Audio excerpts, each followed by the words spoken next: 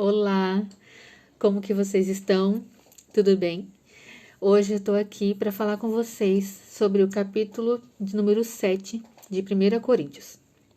Então, aqui na minha Bíblia ele fala que é instruções sobre o casamento. Então, é um capítulo bem importante que nos dá muitas instruções, muitos ensinamentos de nós que somos casadas e casados, né? Então, é legal prestar bastante atenção o que o Senhor está falando aqui através da vida de Paulo. Amém? Então, Paulo, ele escreve que é melhor que o homem não toque em mulher. Mas como está o mundo hoje, né? Nós sabemos como está e está bem difícil, ele fala para o homem ter cada um a sua esposa e a mulher, cada um ter seu esposo. Amém? Então, vamos lá. No verso 3, ele fala assim: o marido deve satisfazer as necessidades conjugais de sua esposa, e a esposa deve fazer o mesmo por seu marido. Então, as necessidades conjugais em um casamento, elas são muito diferentes, porque tratam-se de mundos completamente diferentes. Trata-se de homem e de mulher. Cada um recebe amor e dá amor de uma forma diferente, né? Cada um é uma pessoa, um indivíduo diferente. Então, a gente precisa prestar muito atenção às necessidades, né, do nosso marido ou o marido da sua esposa, porque cada um é diferente do outro. Às vezes, o que dá certo para um, não dá certo para outro. Amém? Então, a satisfação, ela é uma construção a dois, com muito diálogo principalmente, porque ninguém consegue adivinhar o que está na cabeça do outro. Ninguém consegue adivinhar o que o outro precisa, o que o outro está desejando. O outro precisa falar, né? É assim, é com comunicação que a gente consegue. Então, a capacidade de entender o outro, de respeitar, amar, de valorizar o tempo juntos, já é um ótimo passo. Amém? Então, vamos para o 4. No 4, ele fala assim: a esposa não tem autoridade sobre o seu corpo, mas sim o marido. Da mesma forma, não é o marido que tem autoridade sobre o seu corpo, mas sim a esposa. Então, esse versículo, ele fala de cuidado, ele trata-se de cuidado, né? Porque o meu corpo pertence ao meu marido para que ele cuide, zele, respeite, proteja. Assim como o corpo dele pertence a mim para que eu cuide, proteja, zele, respeite, né? Então, ele é muito mais do que só uma relação de intimidade. É mais do que intimidade sexual. Então, a ideia de que o seu corpo é meu e você tem que fazer o que eu quiser, ela aponta para uma concupiscência do coração, do nosso coração, uma concupiscência da carne, né? E isso não é a verdade de Deus para o casamento, para um relacionamento. Amém? Então, vamos para frente, né? Para os solteiros, né? Lembrando que nós só devemos nos casar, né? Ou se o desejo for esse de casar, quando nós sabemos quem somos em Deus, como nós estamos tão cheios de Deus dentro de nós, tão felizes com quem nós somos, com quem nós somos dentro do Senhor, que essa nossa felicidade ela vai transbordar no outro, no nosso cônjuge, e não procurar um cônjuge para ser feliz. Amém? Então isso a gente precisa ter muito cuidado, né? Porque acontece muito e esse é um belo começo para o fim, né? Amém? Não privem um ao outro de terem relações, né? A menos que ambos concordem em abster-se da intimidade sexual por certo tempo. E depois disso, unam-se novamente para que Satanás não os tente por causa da falta de domínio próprio. Olha só, esse versículo me faz lembrar que tem muitas pessoas que usam essa intimidade, como um castigo, né? Se sentiu ofendida ou o cônjuge não fez algo de que queria, usa isso para se abster, né? Como um castigo, como uma forma de castigo. E isso é muito importante, que a gente não deve fazer isso. Porque é nessa parte que Satanás usa para tentar o nosso cônjuge ou a nós mesmos. Então, a gente precisa sempre vigiar. Amém? Pois cada um tem a sua necessidade. Cada casal funciona de uma forma.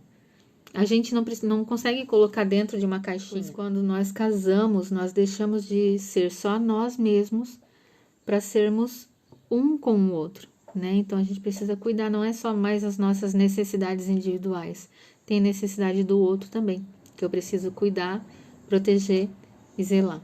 Amém? Então vamos para frente. No verso 10, ele diz assim: para os casados, porém, tenho uma ordem, que não vem de mim, mas vem do Senhor. Então, prestar atenção nisso.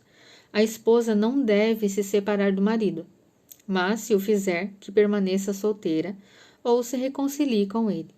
E o marido não deve se separar da esposa.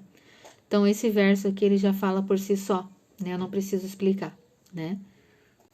Lá em Eclesiastes, no capítulo 4, no verso 12, ele fala assim: sozinha, a pessoa corre o risco de ser atacada e vencida, mas duas pessoas juntas podem se defender melhor. Se houver três, melhor ainda, pois uma corda trançada com 3 fios não arrebenta facilmente. Então, né, o casamento ele é um modelo, né, como o Senhor, ele quer se relacionar conosco. Então, se o nosso casamento somos nós dois e o Senhor, não há quem arrebente essa corda, amém? Se torna muito mais difícil, né? Dessa forma, a gente precisa sempre orar para que o nosso cônjuge ele tenha relacionamento com Deus, ou ele estreite esse relacionamento com Deus, né? Para que assim o Espírito Santo ele consegue transformar, sondar o coração e transformar o que precisa ser transformado no nosso cônjuge e em nós também, amém? Então, vamos para frente, né?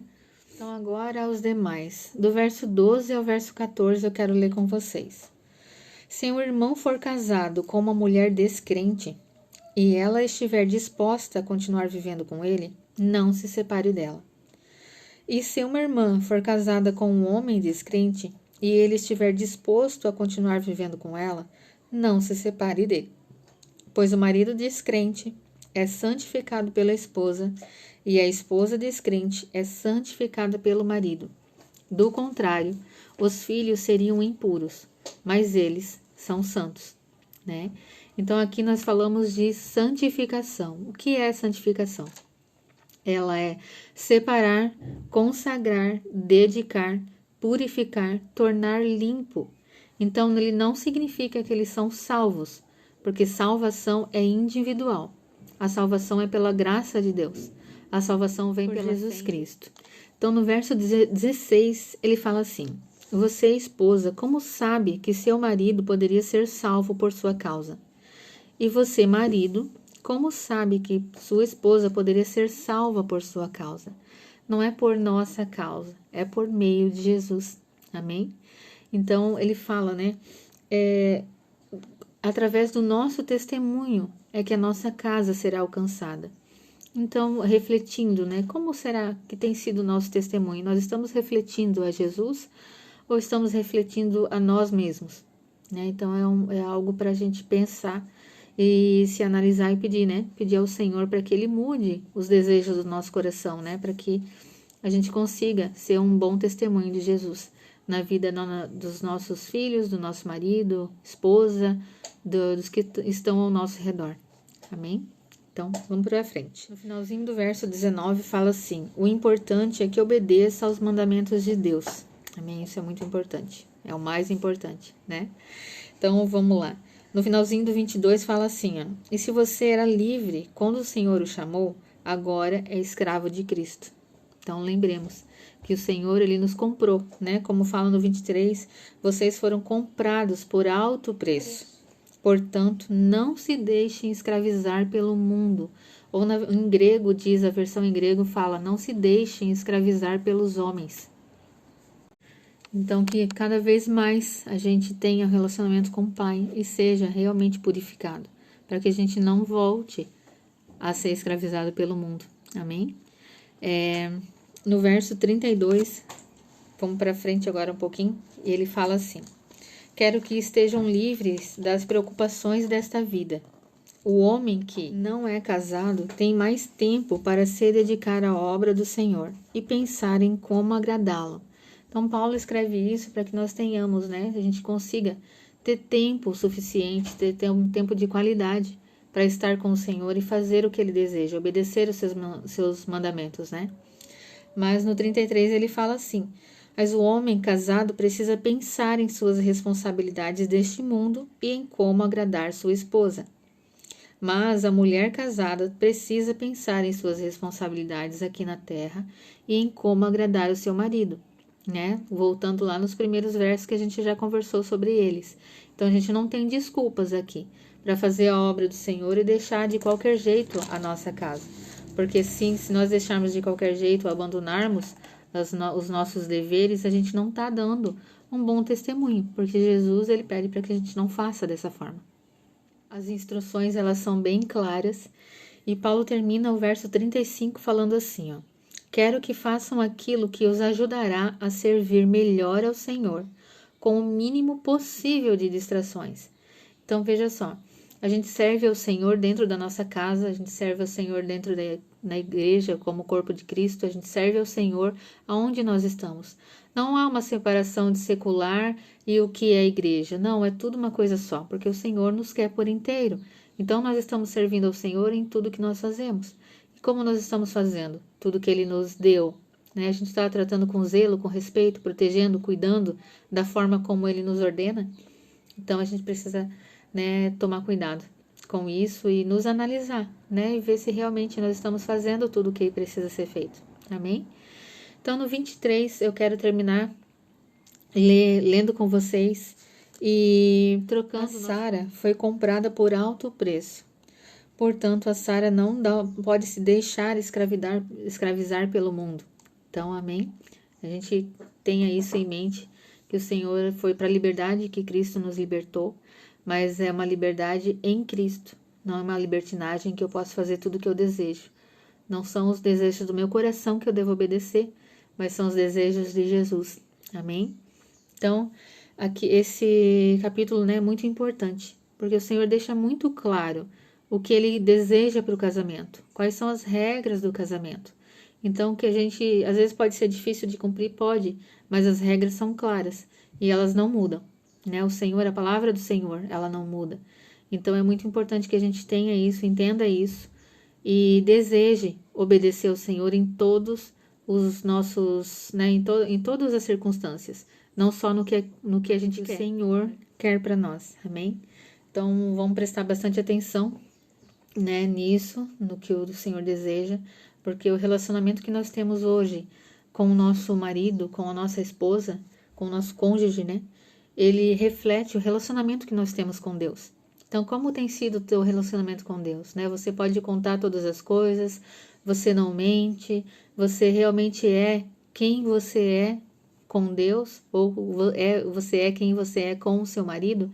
Então, olha só, que importante, né? Então, o casamento é um modelo que o Senhor preparou para nós, com amor, com cuidado, Ele desejou isso dentro do coração dele. Então, a gente precisa também honrar isso no nosso coração, honrar isso com a nossa vida. Amém? Então, espero aí que vocês tenham entendido, que eu tenha conseguido explicar, que eu tenha sido clara. Um beijo enorme para todos vocês, Deus abençoe e até o próximo capítulo.